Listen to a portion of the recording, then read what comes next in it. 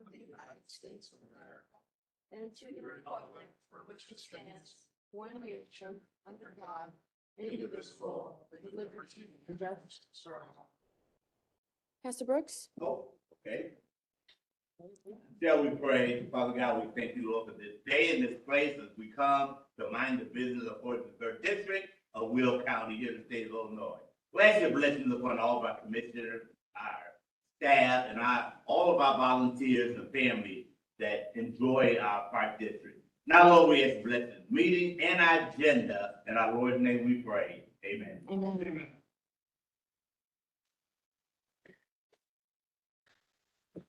We have no news media present today. Can I get a roll call, please? Absolutely. Dean Schlotman. Not present. Van Dyne. Here. Ogalla. Pretzel. Butler. Newquist. Balich. Richmond. Oxley. Williams. Brooks. Yes. Winfrey. Bullock. Logan. Freeman is present. Revis. Mitchell. Berkowitz. Hickey. Costa. Trainier. President Ortiz. Present.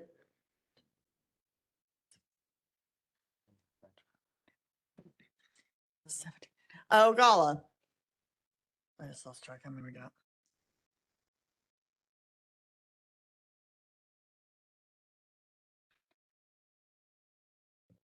I have 18 present. All right, thank you very much. Presentation of certificate of mailing and certificate of publication been placed on file. Thank you very much. I will entertain a motion to approve the minutes for September 11th, 2025. Motion Hickey. Second Winfrey. Do we need previous or roll call? Okay, roll call, please. This is for the minutes. Dean Schlotman, not here. Van Dyne. Ogalla. Pretzel. Butler, not here. Newquist. Balich. Richmond. Oxley. Williams. Brooks. Yes. Winfrey. Bullock isn't here. Logan. Freeman is a yes. Revis. Mitchell. Here. Berkowitz. Hickey. Costa. Trainier. And President Ortiz. Yes. It is 18 in the affirmative. All right, 18 in the affirmative, the motion carries. Moving on to our treasurer's report by Treasurer Berkowitz. Thank you, President Ortiz. So good morning. Before I place the treasurer's report on file, I have a few comments. The September 30th, 2025 operating statements indicate the district's corporate fund has collected over $14.5 million in total revenues. That includes $13.5 million in property taxes, $358,000 in replacement taxes, and nearly $360,000 in licenses, permits, and other fees. The remainder comes from interest income and other miscellaneous income items. To date, the district has expended approximately $11.6 million in the corporate fund. Approximately $8.2 million of the expenses are personnel related, and over $1.4 million are internal transfers to other funds. Year to date, the district has a positive operating margin of approximately $2.9 million, including all budgeted transfers. If there are no questions, I will move to place the treasurer's report on file. All right, we have a motion. Second Oxley. Discussion? Seeing none, previous Balich. Second Newquist. All those in favor say aye. Any opposed? Motion carries. All right, thank you. Moving on to our presentation of awards. Do we have today? None. Petitions from the public. Anyone from the public here wishing to speak? Going once, twice. Petitions from the public. Petitions from the public. Seeing none, moving on to Finance Committee Chair Newquist. Good morning, everybody. First step is to approve the schedule of bills for $1,516,366.62, and I so move. Motion Newquist. Second Winfrey. Discussion? I'm told we have to do a roll call, so we'll take a roll at this time. This is for the schedule of bills. Dean Schlottman. Van Dyne. Yes. Ogalla. Pretzel. Butler. Newquist. Yes. Malich. Richmond. Oxley. Williams. Brooks. Yes. Winfrey. Bullock. Logan. Freeman is a yes. Revis. Yes. Mitchell.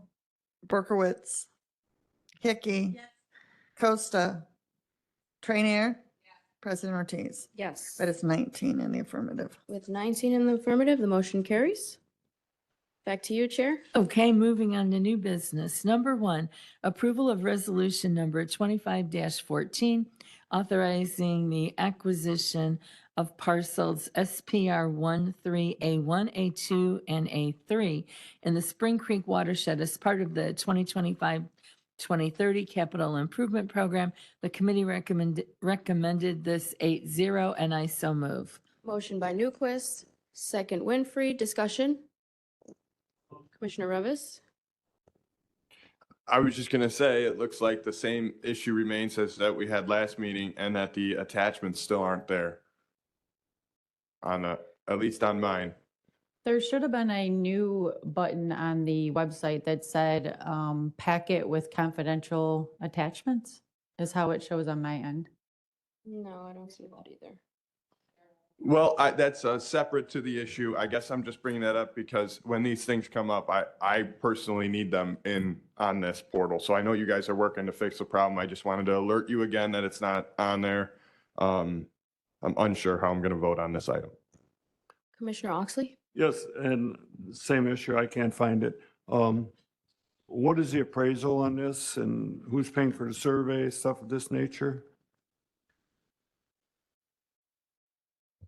So we had two appraisals and they came in at, our first two appraisals came in at 35,986 an acre and $73. And so we ended on 39.5. Why did we end at 39.5? That's where the negotiation ended. So we paid 110% of value. Correct. And then who's paying for the survey? We pay for the survey. Why do we pay for the survey? There's nothing special about a surveyor. Illinois registered surveyor goes out, surveys the property, creates the PIN number, the title for it, everything like that.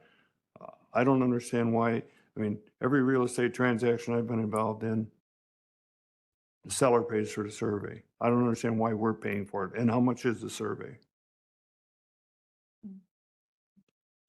We don't enter into a contract with the surveyor until we have approval from the board. So at this point, we don't know how much it's going to cost for the survey. But with all of our acquisitions, we typically handle the survey. We have 3 surveyors that the board has approved under this program that we can utilize, and we select one of those. We do have certain standards that we set for our surveys that are specific to the needs of the forest preserve. Such as? Identifying the encroachments, there's That a will come list up on a of title things. policy and a survey And we with use any our- surveyor, Illinois registered. Correct. And then we also have them go out and stake our boundaries and mark And it that's a standard survey if it's requested staked. we put our boundary signs up. So every 250 feet, we put one of our yellow signs up that says Forest Preserve So property. does the surveyor do that? Correct. Okay, so my point is, this is adding to the price of 39,500 an acre.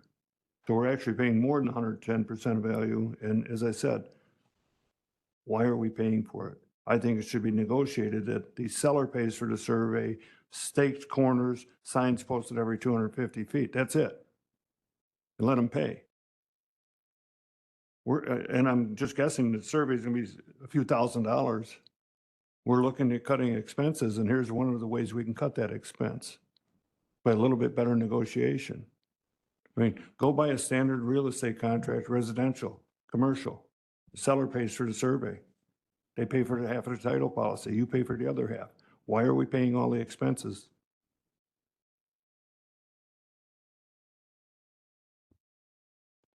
Is that the end of your comment? And we're paying top dollar. We're paying 110% of value, of appraised value again. Why bother having an appraisal? Just throw a number at the board, and if it sticks, buy it. Who's paying for the appraisals? Are we? And we don't have that information in front of us either. Yeah, I don't know why the system isn't allowing you either. guys to see that, because when we log in and see the system, it says packet with confidential information. I was actually excited about it for this meeting because I thought you guys would actually be able to see it. Can't get excited if you can't see it. Yeah, we could see it on our end, so I assumed everybody that was logged in could see it on your We're the end as decision well. makers. We're the decision makers. We're the ones that have to be held accountable to the taxpayers. And Yeah. why'd you vote for this and why'd you buy this? And we got no information to make that decision. Yeah, I we're will be working with the county on this system. This system is through the county. So, two separate entities, I'm told. correct, but Okay. we utilize one system, so it's easier for the Board of Commissioners, so that you guys don't have to utilize two I systems. totally agree, but Is there any This, way we can get a hard copy possibly? this tablet, Tracy, that I have, that was issued in December, has been in for, I'll just say repair, and I'm not computer literate, 4 times. Mhm. Because it won't accept the email, won't accept the password. To me, it's garbage. We got how many millions of dollar budget? We got a $500 piece of stuff that you want me to make decisions on with garbage. All right, And it's not your fault. I'm not blaming you. I'm saying, why? okay, Can you click on the? thank you for your comments. I am So going we're to done? go, I guess I'm done. I'm gonna go in the order that I see, lights on. So Newquist, Ogalla, Trainier, Berkowitz, and then Van Dyne. I just want to say that I figured out how to see the confidential attachments. It took me a while. If you're in your portal and you have your meeting list, there's the 3 dots to the right of the meeting. If you click on that, you'll see it says packet with confidential attachments. So what's so confusing about it is when you first access it, you don't see any attachments, but the attachments are embedded into the document. So if you keep scrolling down, you'll see all the attachments. So that was all I wanted to say. Thank you. Thank you so much. Oh, yeah. Ogalla? No, so is that the only one? So I was just wondering,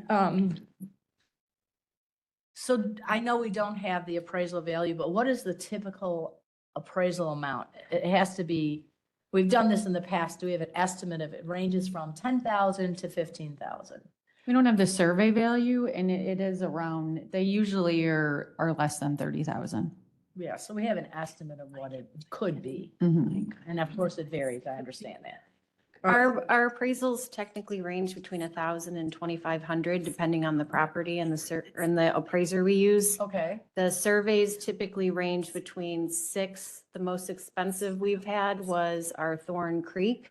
And I believe that was about 50,000, and that had to go and get approved by the board since it Was more, it was out of, Exceeded our not of the, threshold. out of the norm. but a majority of them, I would say, are between 6 and 20,000 6 and 20,000. for the survey and for them to stake it Okay. with our signs. Yeah, so we have an estimate. Thank you. Trainier? Yes, I'm guessing the reason we do things the way we do it is because that's the way it's always done. But I'm not suggesting that that's the way we should continue going forward in terms of who pays for the survey and who pays for the, or how we do the negotiation. We have paid 110% before. In fact, we've paid more than 110% before, depending on the parcel and how badly we wanted it, at least in my time on the board.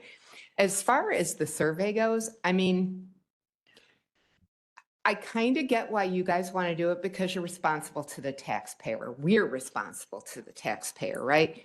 So if the seller does the survey and their surveyor makes some sort of mistake, and mistakes happen, we are all human beings. We don't, I mean, we'd have to sue them to rectify it, I assume. If it's a company that we have personally vetted and chosen, and we have the 3 companies, I think we feel probably a lot more confident that the survey would be correct. So I can kind of understand why we do the survey. Maybe that should be something when we pay over asking price that we negotiate that they pay part of, if not all of, even though we're hiring the surveyor. Just a suggestion. I don't like to complain without a possible solution, so. That would be my thought. And maybe there's a policy somewhere that explains why we do it this way. I'm guessing, I don't know when the last time was we looked at all of our ordinances, but I know at the county level, it's been like 50 years. So, and we are doing it now, but maybe that's something we should look at for the forest preserve too. So just another suggestion. Thank you. Thank you. Berkowitz? Thank you. So I did find the confidential packet. Thank you, Sherry, and how to access it, and it's here. So I think I'm looking at the right graph here for appraisals, the appraisal amounts. We had appraisal 1, 2, and 3, and I see that the values, the acre value, they have different uses. So the highest value is residential development. And then the middle price, appraisal price, says agriculture or conservation. So when they go out to do they survey it according to the potential use. Is that what they do? Is that how I'm reading it? Correct. So we send the same request out to all of our appraisers, and it is their job to determine what the best use for the site is in their opinion, based on the zoning and surrounding land uses. So you can see that the first engineer that thought that this property was ideal for residential, whereas the second thought it was best for agriculture or conservation. And I would say from our perspective, we don't necessarily, it doesn't matter what surveyor number 1 said. He thought residential, our purpose is to preserve it. Correct. So that's kind of irrelevant, but that had something to do with the appraisal price. I think we have to look at the top dollar, 33,000. We're paying a little more per acre. I think that's understandable because the homeowner has a lot of options. They don't No necessarily. homeowner, it's a farm.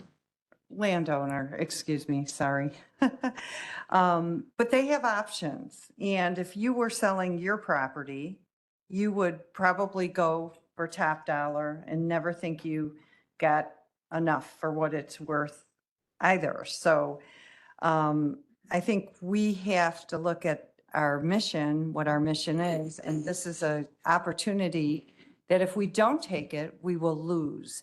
And I don't know, I believe that the staff has done, they have picked these parcels out because they fit our plan. They're the right acquisitions, and there's reasons to acquire the right property versus other properties. So it's part of the cost. I think, yeah, we're paying a little more, but put yourself in the seat of the property owner. And that's what we're dealing with. So I would really encourage, I think you can look at the numbers, but you're not looking at the impact, the long-term impact. And this acquisition improves our forest preserves. It improves the value, the life, quality of life for our residents and everyone outside of our county. And there's a lot of people outside of our county. We're very well known in the state for our preserves. So that's an intangible part of this purchase that isn't reflected here in the dollars. So I would just, I'm very excited about this acquisition and I do support it. Thank you. Thank you. Commissioner Butler? So, oh geez, sorry about this. All right, so, first of all, sorry, I usually shut it off. So first of all, I would like to say that, I spent 3 hours with Julie, the environmentalist, the other day, walking through the forest. And sometimes I feel like this committee or this board fails to see the forest through the trees. I don't think that Republicans are against these acquisitions. I just think that fiscally minded people who want to advance these programs want to see some fiscal policies added. They don't want to pay top dollar. They don't want to assume all the costs. I believe some of this property had floodplains and, water, and it's not highly valuable for others. So it's not like it's going to go away. I think we're giving them a good price. Sometimes you got to make compromises to get things done. And once you start doing that, the wheels turn a little bit faster. And I think that's where we're at. Thank you. Anyone else wishing to speak? Did you? Go ahead, Commissioner Oxley. First off, what I'm missing is, do we have a policy in place for the purchases and of all the requirements that you guys are required to do? Yes, we have a land acquisition policy that I Okay. can send all of you. Could you send that a copy, Mhm. please, Tracy? So, as far as these surveyors, they have errors and omission insurance. If they make a mistake, they make a mistake. You go back at it. They're state registered and qualified. I mean, it would cost to the taxpayers. On this, as Julie said, we're only $6,000 over asking price, which equates to $636,000 more. Why? And I understand the area. How long's it been on the market? Over 2 years. It's been listed for a while. Yeah. So the wanting price and the sale price are two different things. I mean, if it's on the market for 3 days and there's 10 bidders, it's one thing, but if it's on the market a couple of years, we got buying power. But that's what we're looking at here. We're actually paying $636,000 more than the appraised value, than the lowest appraised value. That's over $500,000. That's money we could give to the Veterans Association or, well, it's a different program, but it just, we have to be fiscally responsible. Thank you. Thank you. Oh, Commissioner Trainier. Just a follow-up.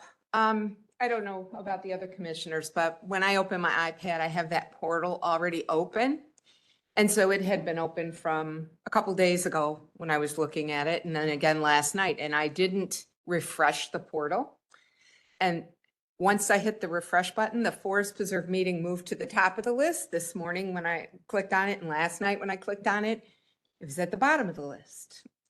Once I hit the refresh and it moved to the top of the list, the confidential packet showed up because it was not there when I first clicked on it last night and this morning, and it just wasn't there. But once I hit the refresh button, which is up at the top to the right of the URL, all of a sudden I got the confidential packet. So just wanted to share that with everyone. Vice President. Thank you. So last night I attended a meeting in Manhattan Township. We talked about the discussion was a 5,000 solar facility, 5,000 acre solar facility. And I've spoken with other people and they're aware of other parcels that have been purchased by solar companies.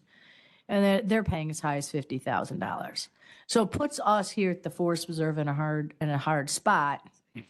Not that this particular area is being sought after for solar, but we have to look at our Our plan and our mission as a forest preserve is to conserve land. And I think in Will County right now, we're in a desperate situation. And we also then have to look at the landowner is not only looking at today's values, they're looking at tomorrow's values. So if we weren't purchasing this parcel today and we waited 10 years, we would be paying more for the parcel than we are today. In addition to that, we are conserving this land. We're not going to have a solar facility on it. We're not going to have a warehouse on it. So there are definite benefits that I see. And I think as long as we're staying within our allotted amount, I think it's 115% is the max we go. Is that true? At the Forest Preserve, we have the authority to negotiate up to 110%. 110%. Okay. As a board, you guys could approve. We can approve higher. So this was at 110%, is that what it is? So we're not above what authority we've given you guys, so. And I guess it's a toss-up with the appraisals seem inexpensive. The survey can be more expensive depending on the area. This one I can't imagine would be 20,000 acres because it's not like the Thorn Creek area, so. It's a hard situation. We have to look at it. I know that we are selective in the parcels that we look at, the parcels that we want to purchase, and sure, try and get it in close proximity to where we're currently have other parcels and in specific watersheds. So I think everyone has different thoughts on this. I think that within 110% is reasonable. And, we probably can have the conversation about appraisals and surveys going beyond today. So, thank you. Thank you. Seeing no other discussion, I will entertain a roll call, please.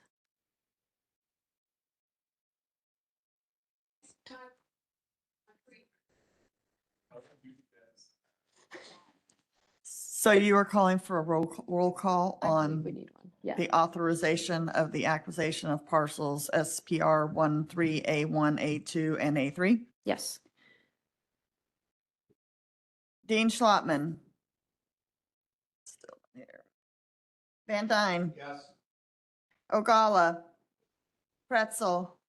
Butler. Newquist. Yes. Balich. Richmond. Oxley. Williams. Brooks.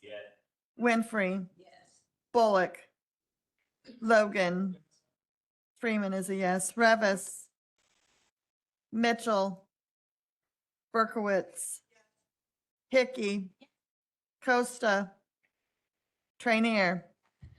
And President Ortiz. Yes. Give me a second to count. 16 in the affirmative. With 16 in the affirmative, the motion carries. Back to Okay. you. Number 2, approval of resolution number 25-15, authorizing staff to initiate negotiations on 2 land preservation opportunities as part of the 2025-2030 capital improvement program. The committee recommendation was 8-0, and I so move. Motion Newquist, second Winfrey. Discussion? Roll call, please. This is for the approval of the authorizing staff to initiate negotiations on 2 land preservation opportunities. Dean Schlottman. Van Dyne. Yes. Ogalla. Pretzel. Butler. Newquist. Yes. Balich. Richmond. Oxley. Williams. Brooks. Winfrey. Bullock.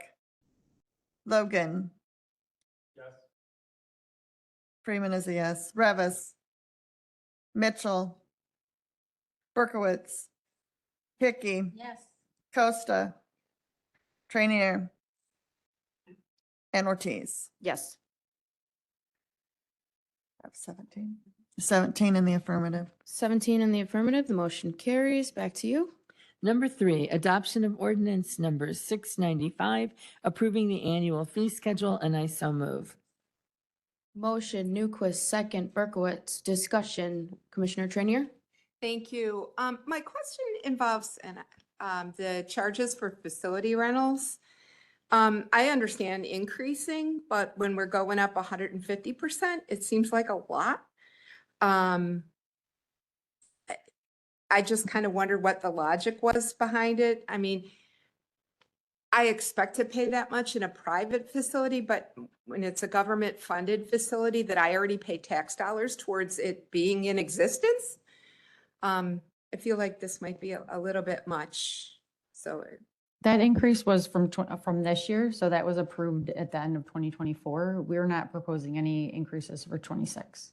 oh, we already did So this. anything Shame on that- me for not catching it last time because So it any- seems like too much. Anything in the last change column is the year that it was updated. Okay, So I if it thought, says 25, it was approved the year prior. yeah, so I thought in 25, we approved for 25, and then you're asking for the 2026 fee. I wasn't in the finance committee this month. Normally, I try to sit through both committees. Any chance we can reduce it?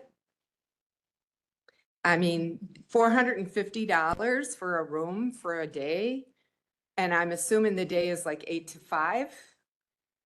Correct. Or it's an 8-hour day. Yeah, I mean, I don't know what anybody else thinks about it. I know one of our commissioners wants to make money, but I will tell you this, if nobody rents it, we don't make any money. So I just don't feel it's competitive in my community. And then when you compare it to what, and again, I don't know the square footage of the Plum Creek room versus the Hidden Oaks room, but the Plum Creek is like extremely low in comparison, $200 for a day versus $450 for a day. So the Plum Creek room is, as you know, on the east side of the county. Right. So less populated, less used. The nature center is less used. Are we booked up? Did we get booked up in 2025? For Plum Creek Nature Center? No, for Hidden Oaks. We just reopened in 25. Are we? We yeah, just but reopened people in book May. in advance. I can tell you as the former employee at the township, our Levy Center was completely booked for 2025 in 2023. And it's already probably booked for 2027. Mhm. So we're not recommending a change in price, which tells me we've been filling the rentals. I personally would like to know Okay. how many. So if you could let I'll me send you the know. report. Thank you. Okay. Commissioner Van Dyne. Thank you, President. I know this, this conversation happened last week and it's beginning to happen again. I think that we should all, as commissioners, take a deeper look for the following year to maybe adjust some of the fee schedule, either drop some pricing down or maybe even increase. I know there's been mention of trying to recoup some of our money. So I would just like to suggest that we all take a deeper look next time, but I'm willing to pass the fee schedule today. Thank you. Thank you. Commissioner Revis and then Butler. Just to speak to member Trainier's very valid points, I just want to make my ideology clear. I want to rely on people who are not property tax payers to generate some of the revenue that I've been talking about us recuperating. So to member Trainier's point, depending on what our usage of the facility is, it might make sense for a slight fee decrease for the in-county resident that would want to book the preserve, but as opposed to like an out-of-towner, I notice for like our dog fees, they're different between county residents and non-county residents. So maybe incorporating that type of concept into our facility rentals might benefit us. And if that's already done, I think I'm seeing on Four Rivers, at least, I see an in-county and out-of-county fee or a resident, non-resident fee for the Riverside shelter rental. But, I would just say incorporating some of those concepts. We might have to revisit this. But to member Van Dyne's point, I think I'm prepared to move forward with it today with continual going back to it, looking at it and adjusting where it might make sense and always trying to find that edge. So that's the extent of my comments. Thank you. Thank you. Commissioner Butler. So as I stated before, I'm very supportive of the Forest Preserve. I think it's very important and I think you guys do a great job. And I think that for the money, I think overall, I believe that you do a great service for the people of Will County. But, I have to say that I would like to see some more mechanisms in there that show fiscal responsibility, you know, so that we can feel comfortable with what you do, okay? We don't understand it. Maybe you have to put something in there that makes us understand it.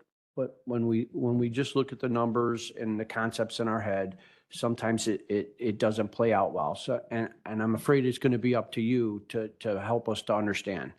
So, you know, I'm going to be supporting this, but in the future, I'm just going to say, if I don't see that, if I don't see that extra effort to explain away, you know, questions about fiscal conservative policy, that I'm not going to be as favorable.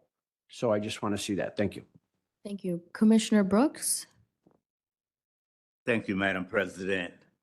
Tracy, on our county board side, we begin our discussions for financing the budget in the summertime. And the executive meet with the county departments, and we talk about the budget. It comes before the board and the finance committee. We vote in the fall time. Is there a timetable where things like these fees are discussed in the finance committee? And if so, when? So that even though I'm not on that committee, I would love to have some input on these fees. No, we were just following our standard schedule of presenting them in October, but I just wrote down after Commissioner Butler spoke that we should present the fees in September for you to vote in October, and then it would give you time to, okay. Yeah, that'd be great. Yeah. We'll present Yeah. in August, and then it would give you time to review and vote in October. And then that way, those of us that are not on that finance committee would share, we can come and still have input. At least we can hear it. So I am supportive of these fees. I love the City Port Reserve getting some return on those beautiful facilities. Thank you. Thank you. Seeing no more discussion. Oh, I'm sorry. Treasurer Berkowitz. Thank you. So Tracy, in the past, I brought up the idea of a reciprocal dog park permit with DuPage County.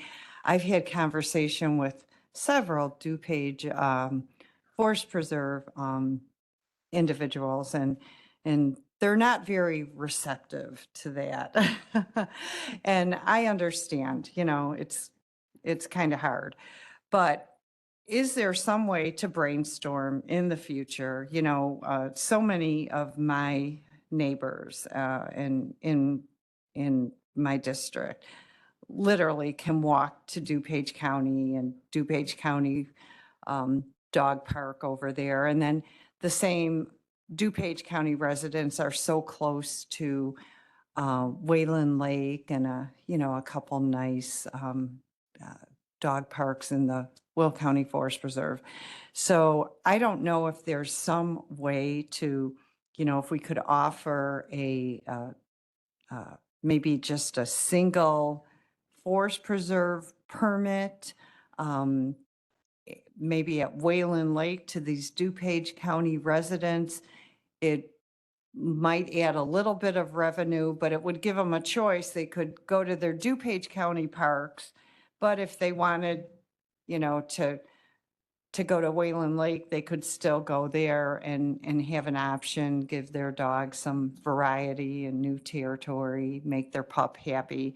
But I don't know if that's possible, if you could maybe just think about it.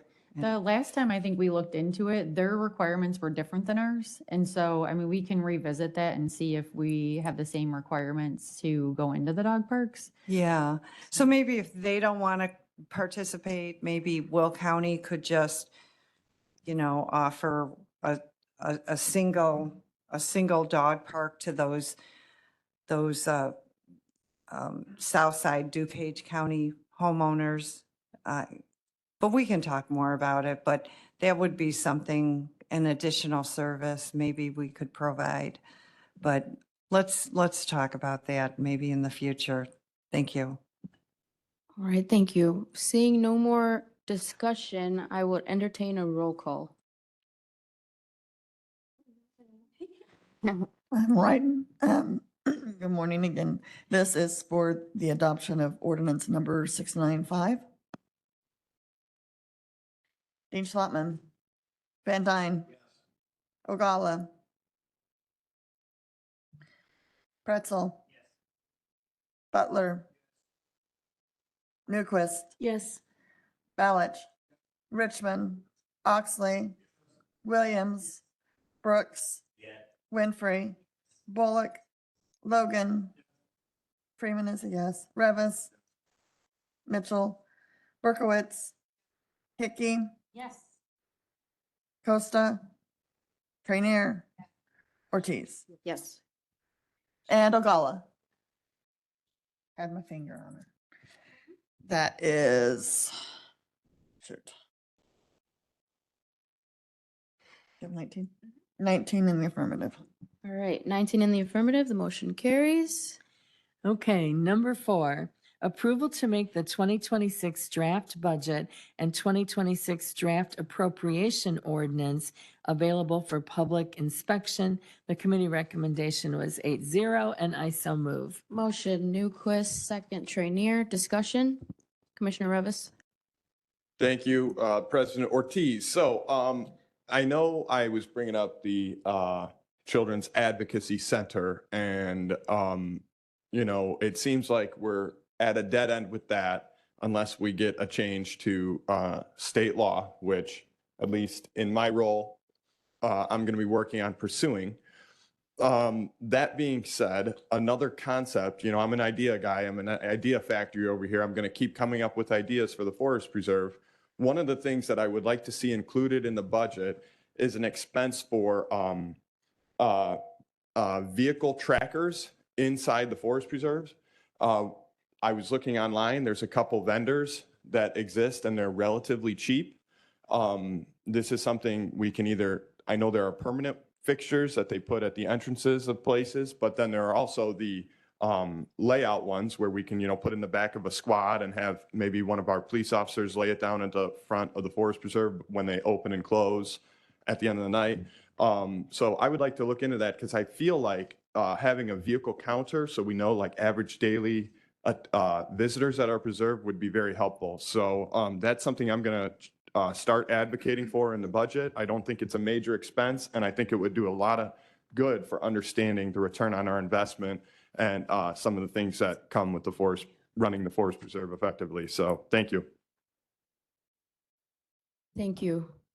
I'm going to go Commissioner Van Dyne and then Vice President. Thank you, Madam, excuse me, Madam President.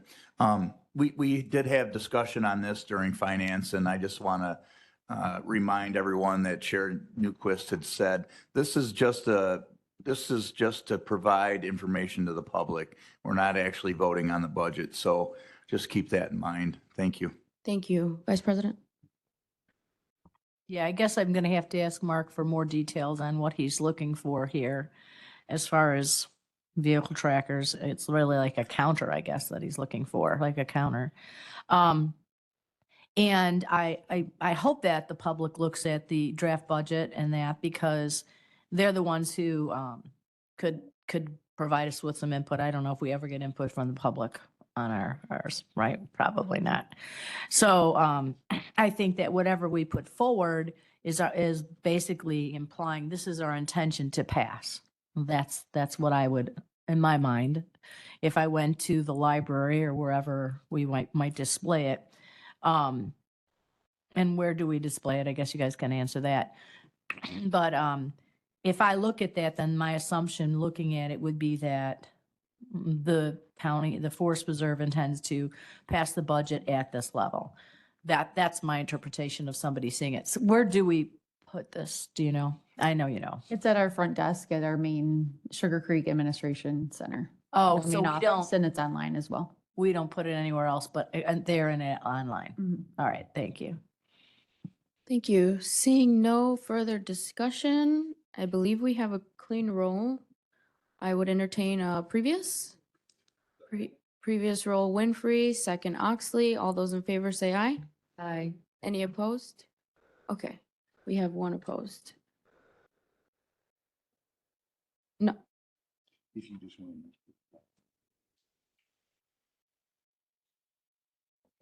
All right. Back to you, Chair. Thank you.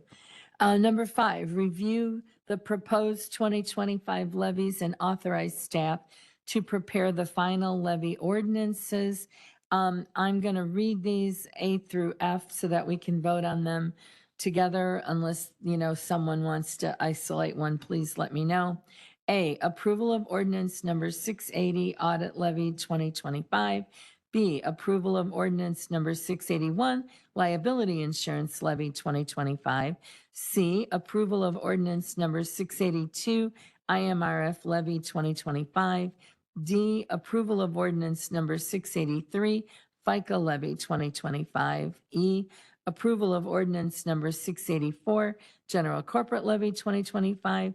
And F, approval of ordinance number 685, construction and development levy 2025. The committee recommendation was 8-0, and I so move. For clarification, Commissioner Newquist or Treasurer Newquist, do you mean approval of all of those as draft ordinances? Correct. I'm Thank- sorry. Yes, they're all draft ordinances for availability Thank you. for inspection and to allow the staff to prepare the levy ordinances. All right, so we have a motion. Second Van Dyne. Previous Trainier, second Berkowitz. I'm Have sorry. a comment, just a comment. Okay, Vice President, go ahead. Okay, so in looking at and when you do the levy, that's with the intention of what you're bringing forward in the budget. And I'll be a no on this. I think that we need to look at our budget and understand that, our budget is taking in the full CPI at 2.9% plus new construction. And we did find new construction's going up a little bit, so that helps a little bit. But I think, and while we can always go to the black box and tax more, of course, we could always tax more. I think we should let our constituents know that we're concerned about their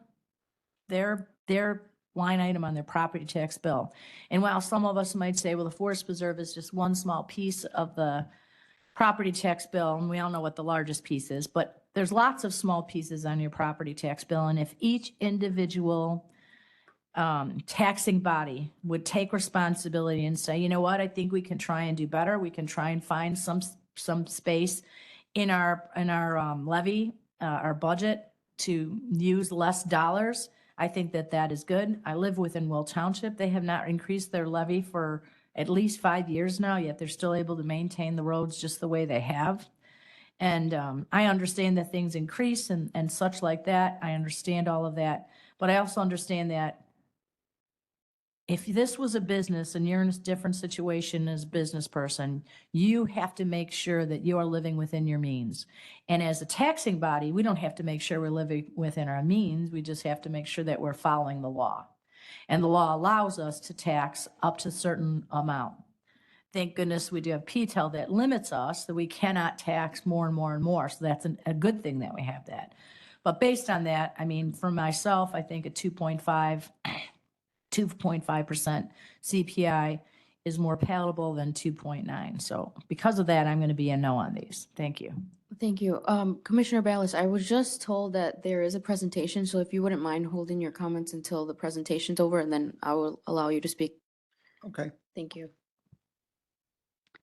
Good morning. I did place a copy of the handouts or the slides that we're going to go over here on your desk this morning, but I just have a brief presentation that I wanted to walk through today. We're going to start by providing an overview of the proposed 2025 levy. We're going to take a look back at historical trends for both the tax rate and the total levy, and then we're going to wrap up looking at what all this means to a homeowner. As in the past years, the proposed 2025 levy will support the district's day-to-day operations as well as the construction and development projects. It also provides funding to offset the cost of pensions, payroll taxes, and audits, and covers principal and interest payments on the district's outstanding bonds. All of the rates you'll see are set below their legal maximums, which continues our longstanding commitment to fiscal responsibility and taxpayer relief. As we've noted before, the total revenue from this levy represents less than a 2% increase over last year. So with that information in mind, let's step back and look at how these numbers fit into a longer historical trend. This chart shows our property tax rate over the past 20 years. You can see the rate peaked in 2014 when the average homeowner paid about $231 to the district. Under the 2025 levy, the same homeowner will pay roughly $95, a pretty remarkable reduction over time. This steady decline really reflects how we've been able to diversify our revenue sources and control costs while continuing to deliver on our mission to preserve open space and provide recreational opportunities. Now that we've looked at the rate, let's take a look at the actual dollars collected through the revenue or through the levy. This next chart shows the total property tax revenue collected over that same period of time.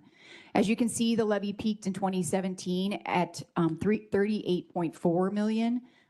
For the 2025 levy, as mentioned, we are proposing $27 million in property tax revenues, and that's an $11 million less than that peak of 2017, or a 29% decrease. In fact, the levy is actually lower than it was in 2007, which really speaks to how efficiently the district operates today.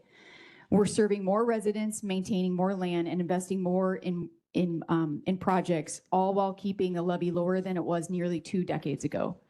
So when you look at all these numbers together, the rates, the total, and the trends, what does this actually mean for the people we serve? Here's the bigger picture. Since 2007, the Forest Reserve District has expanded by 30%, adding new land and amenities across the county. Yet we're collecting $2 million less in property taxes than we did back then. At the same time, the average homeowner's payment has dropped from $166 to $95, even as property values have increased by 62%.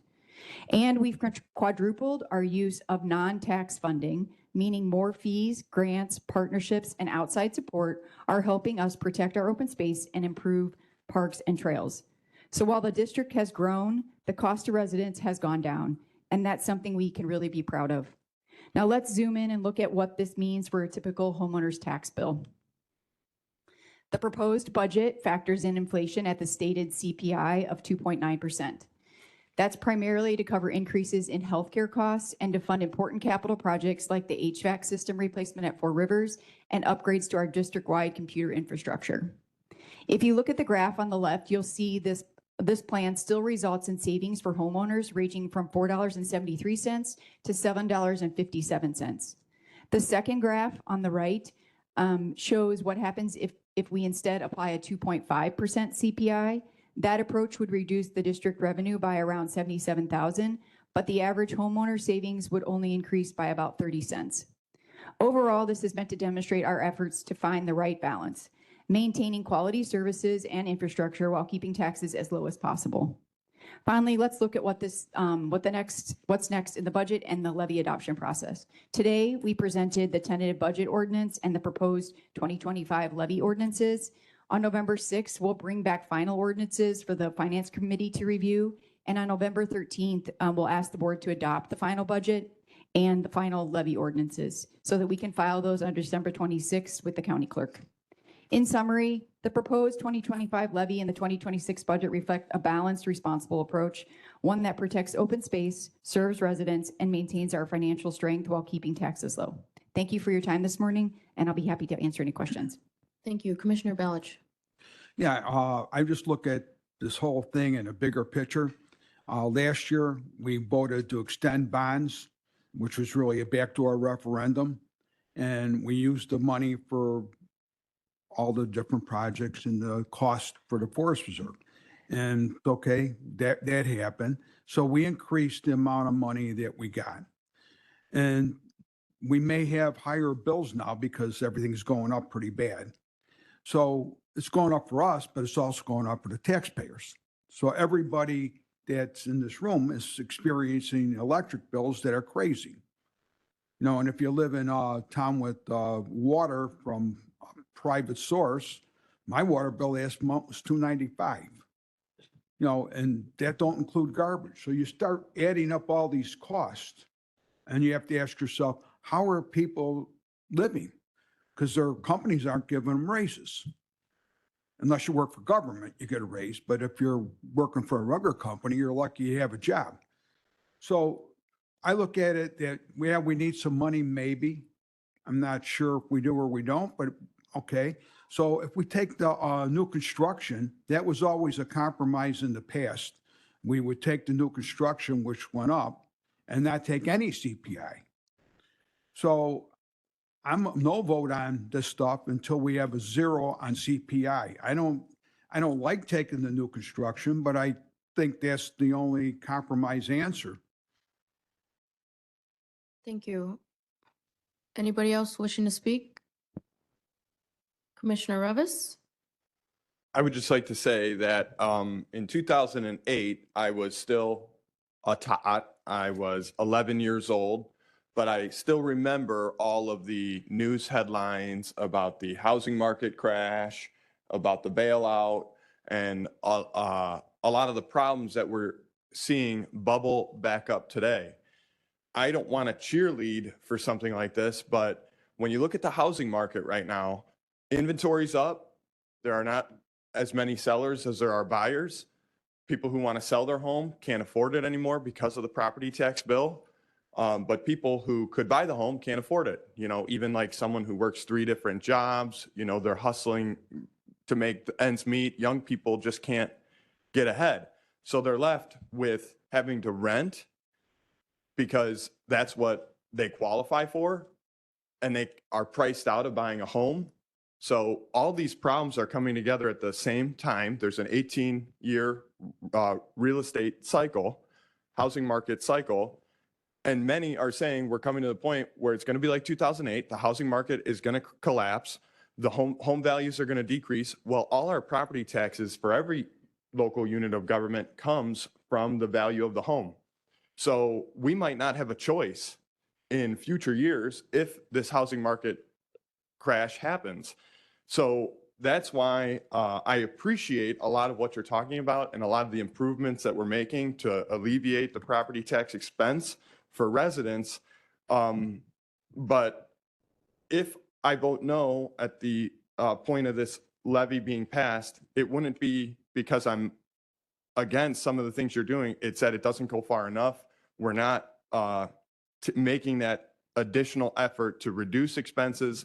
You know, we have an item coming up in this agenda, $103,000 for our website. You know, this is why the levy isn't getting reduced to the degree that we on the more conservative side of the aisle would expect. So anyway, that's just some context, you know, for future decisions to be made. But, you know, we are in a tough spot with our economy in this country right now. So we as a board have to make conscious decisions with those factors. Thank you.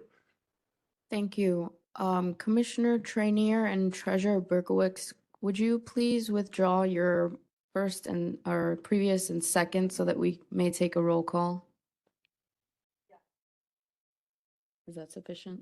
All right. Can I get a roll call, please? Do I need to do each one individually or all? Each one.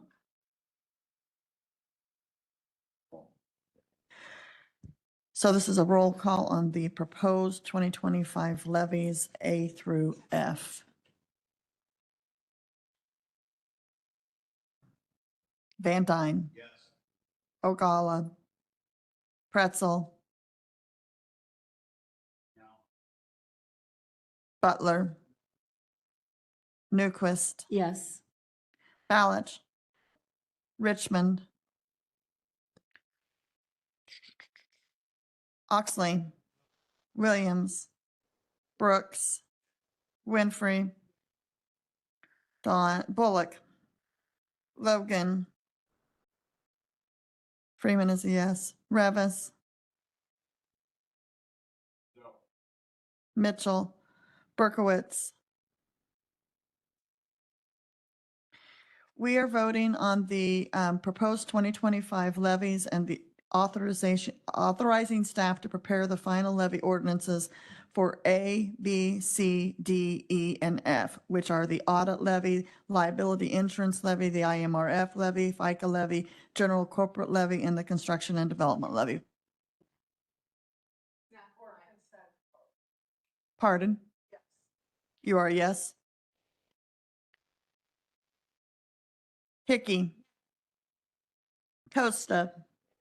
Trainier. And President Ortiz. Yes. There's 11 in the affirmative. There's 11 in the affirmative. And you're on the opposite. 1, 2, 3, 4, 5, 8. 11-8, the motion carries. Back to you, Chair. Okay, reports, I have none. Our next meeting date will be Thursday, November 6th, immediately following the Operations Committee, but no earlier than 9:15 right here. Thank you very much. Thank you, Chair. Moving on to Operations Committee, Vice Chair Hickey. Good morning, everybody. The business we have to bring forward is award of contract in the amount of $103,500 to AmericanEagle.com Incorporated of Des Plaines, Illinois for website redesign. This passed the committee 6-2, and I so move. Motion Hickey, second Winfrey. Discussion? Commissioner Logan? Oh, I'm sorry, Commissioner Revis? I just wanted, I did some thinking on this. I remember last at the committee, I said how, American Eagle, very reputable brand. I know that that's the cream of the crop when it comes to website design. But as I was reading this, I noticed how it said, the site is no longer going to be supported. Security updates, bug fixes, technical support, and new features are no longer going to be provided. So the reason we need to really do this is because it's an unsupported software and it's creating a security risk, vulnerabilities, etc. Well, we used American Eagle prior, correct? And then now we're at a point, when did we first go with them? Was that 2017? So, and obviously that's many years, eons ago in terms of technology and all the updates that were created, but many websites are still operating since 2017. So where did something kind of go wrong with our agreement with American Eagle that has now led us to be kind of in a corner where we have really it feels like we don't really have another choice because we need the website. So what's going to prevent this from happening again in 10 years? And then, we have to spend $250,000 or more on the website. So I assume you guys did the due diligence and consider other people outside of American Eagle, or was this just going with them because, well, we used them in the past, they know what we need, and it's a little bit easier? What said American Eagle, we got to go with them again? So we did the bid and interviews in 2017 as stated. And so when we came back to revisit this project that we have to revamp the website, we went with our current to reduce the increase of losing connectivity on the website so that the transition would be easier. And we have had a good working relationship with them, but all of the technology has to be upgraded. Sure. I just is it part of their business? Is it like planned obsolescence on their end? To where they're like, all right, well, in about 10 years, we're going to have to hit them up again for a complete redesign, and that's what I'm trying to maybe prevent looking forward into the future. What if we go with another group that might be smaller, more localized than American Eagle, and then in 10 years, we're not going to have this. I'm sure we're going to have updates along the way and pay for some routine maintenance, but, it just seems like I feel like we're in a corner that we don't really have a choice on this. And it might be because of our past decisions that we made on it. Not trying to nag anybody for their past decisions, but, I don't know, a lot of thoughts there. Take them for what you will. I just don't want to feel like this money is being extorted from us just so we can have our website. Commissioner Logan? Okay, so in a previous lifetime, I designed websites, and $8,000 a month for a website, I think is kind of a lot of money. But I do have a couple questions, and I hate to put you on the spot, Tracy. How many visitors do we get at the website every month? Okay, a lot's not a number. I'm going to put Laura on the spot because I believe she has that info. How many? She said 125,000. Okay, 125,000. How many people do we get? Do we have social media? We do. How many visitors in social media do we get? We'll bring Laura. This is Laura Kieran. She's the Director of Marketing and Communications. I can tell you personally, I've seen their social media and it's bussin', as the kids say. It's fantastic. I love it. I love it. So we're looking probably at about 90,000.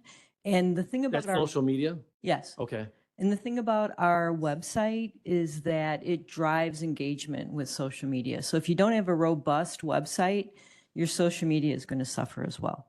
Correct. Do we have a website designer on staff? What we've done is, starting in 2016, when we began conversations with American Eagle, is we made sure, because this didn't happen previously, that we had a back end, that we could do most of the design and most of the page additions, the publishing, a lot of the changes that we wanted to make in-house, which saves us a lot of money. And most websites are good for about 2 or 3 years. And then there's migration that usually has to take place. So we actually have made improvements internally to try to extend the life of the website, which has saved money. It's going to be about 10 years old now, which is really kind of unheard of in today's world. I almost dropped your coffee. What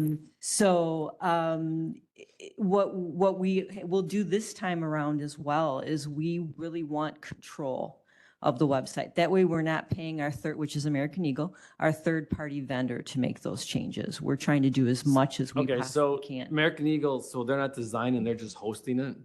They are hosting it, but they also help with the major migration and basically getting all of our content. Our content is increased by about 10 times since 2016.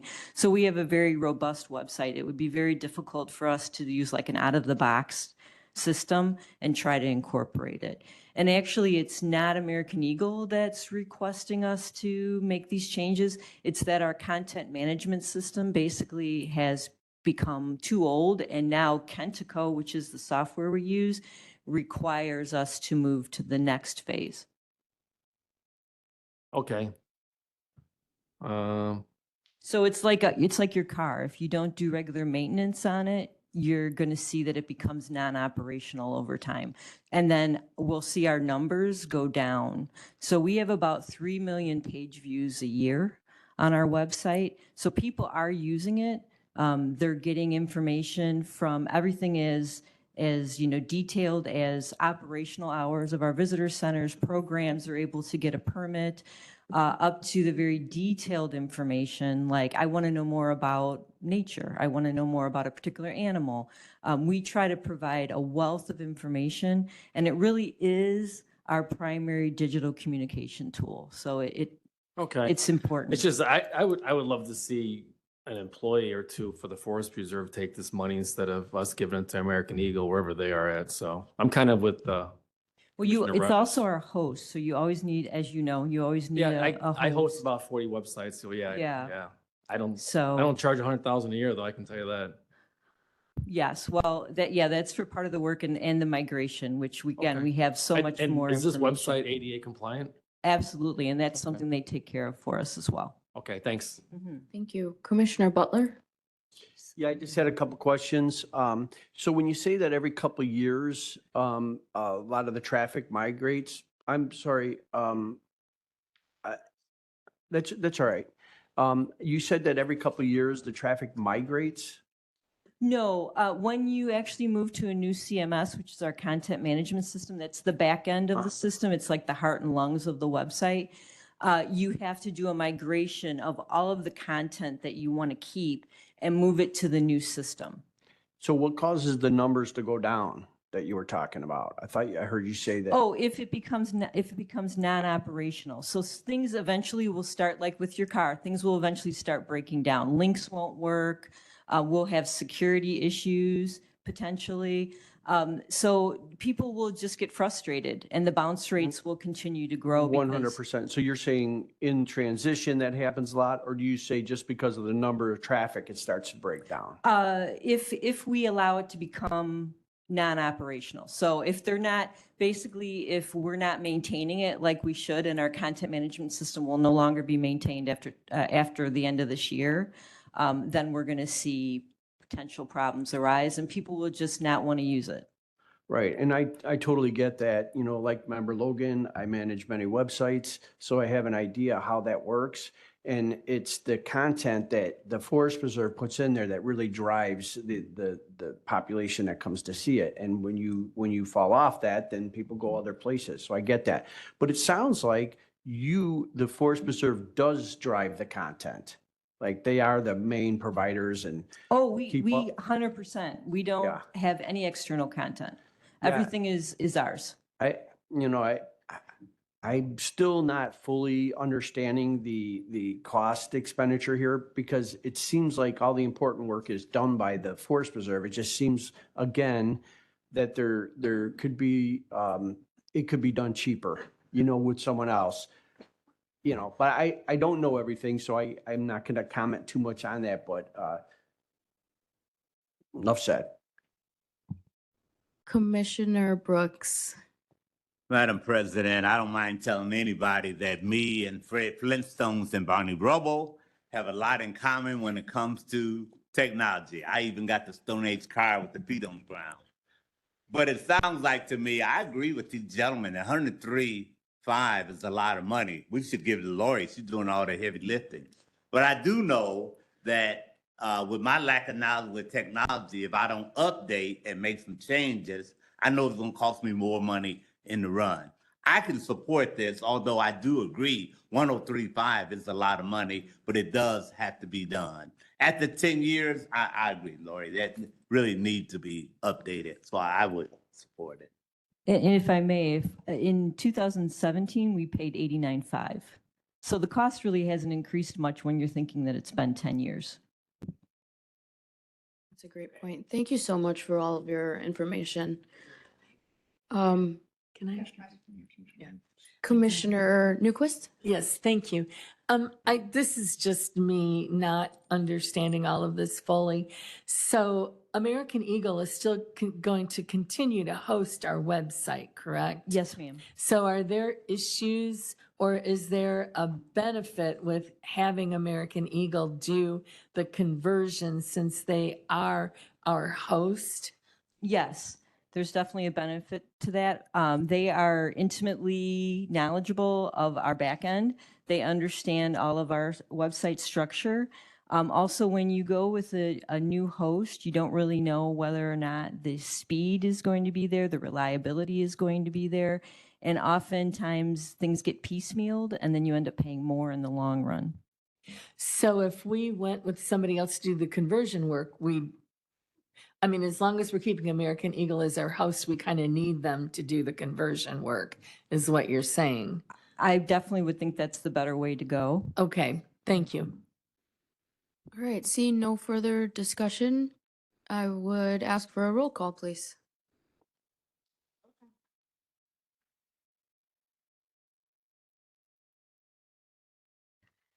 This is on awarding of contract of 103.5 to American Eagle. Dean Schlottman, Van Dyne. Ogalla. Pretzel. Butler. Newquist. Yes. Balich. Richmond. Oxley. Williams. Brooks. Winfrey. Bullock.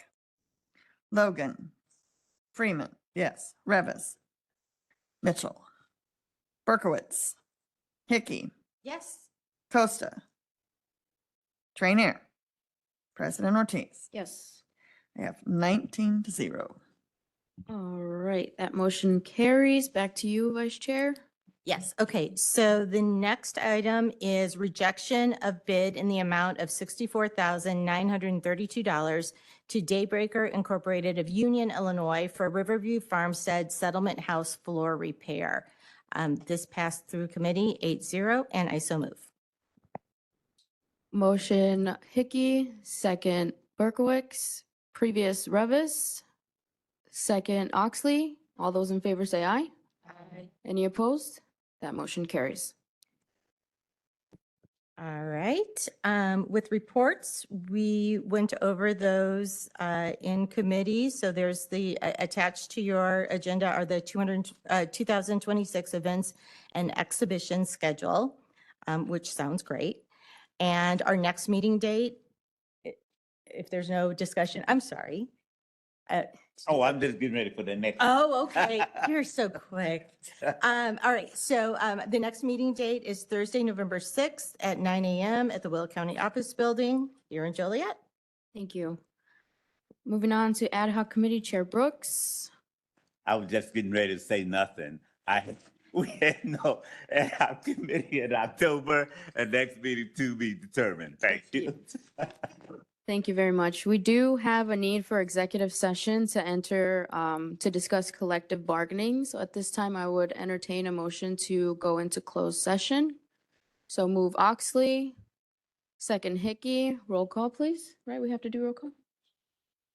This is to go into executive session for collective bargaining. Dean Schlotman, Van Dyne, Ogalla, Pretzel, Butler, Newquist, Balich, Richmond, Oxley, Williams, Brooks, Winfrey, Bullock, Logan, Freeman is a yes, Revis, Mitchell, Berkowitz, Hickey, Costa, Trainier, and President Ortiz. That is 19.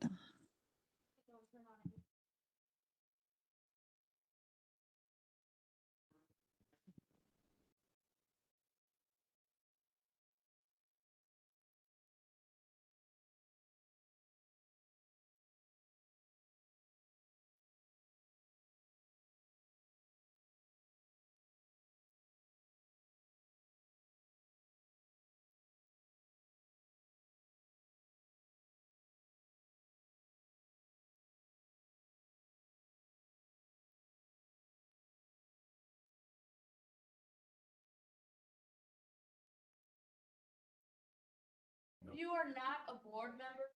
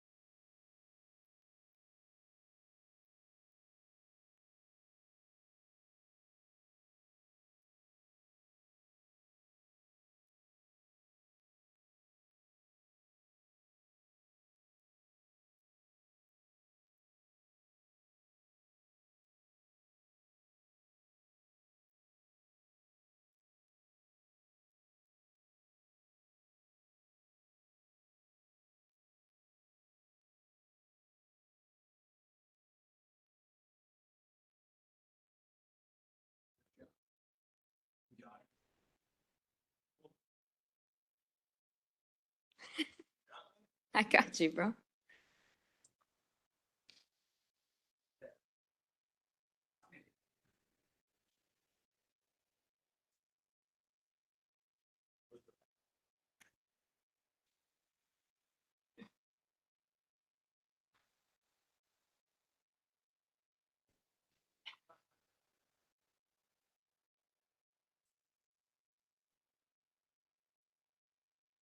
All right, I will entertain a motion to enter back into open session. Motion Revis, second Oxley. Roll call, please. We are back into open session. Dean Schlottman, not here. Van Dyne. Ogala. Pretzel. Butler. Newquist. Balich. Richmond. Oxley. Williams. Brooks. Winfrey. Bullock isn't here. Logan. Freeman is here. Revis. So it's not. Berkowitz. Hickey. Costa. Trainier. And Ortiz. Yes. You have 19 present. All right, thank you very much. There are no actions following the executive committee. Are there any comments by the public? Comments by the public? Comments by the public?